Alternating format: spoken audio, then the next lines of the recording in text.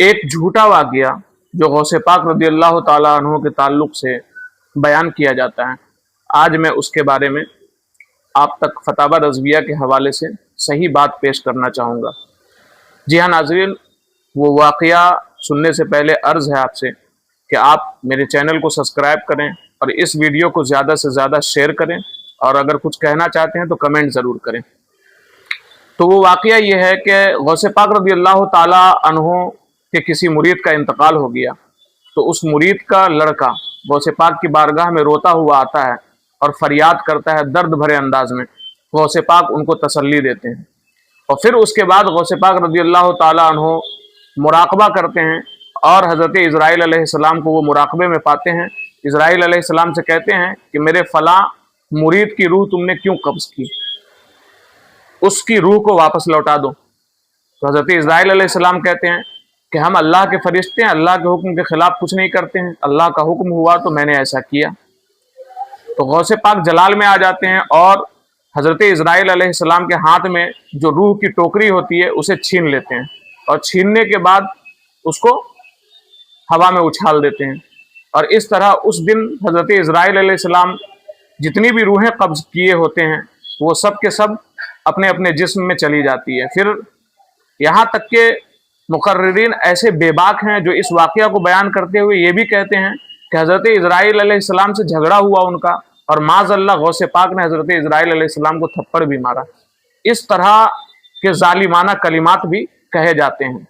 फिर हज़रत इज़राइल अलैहिस्सलाम के बारे में ये भी कहा जाता है कि अल्लाह की बारगाह में हाजिर हुए और अर्ज़ किया तो अल्लाह की तरफ से ये जवाब आया कि अगर तुम मेरे गौसे पाक अब्दुल कादिर जिलानी की बात मान लेते तो सारी रूहें अपने जिस्म में ना जाती, बस एक ही रूह लौटाना पड़ता।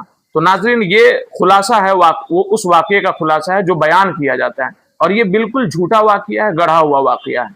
इस वाक़ये के ताल्लुक से आला हज़रत क्या फरमाते हैं वो हम सुनते हैं। ये मेरे हाथ में फतावा रज़विया जिल्द 29 है और इसके सफ़ा नंबर 629 पर आला हज़रत इस वाक़ये का रद्द करते हुए लिखते हैं, फरमाते हैं कि ये रिवायत इब्लीस की गढ़ी हुई है। जी हाँ, ये रिवायत इब्लीस की गढ़ी हुई है और इस रिवायत का पढ़ना और सुनना दोनों हराम है।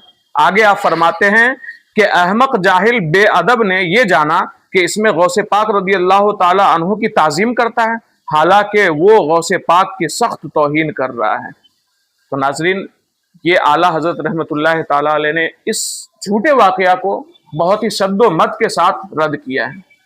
तो इस तरह के झूठे वाक़यात बयान किए जाते हैं।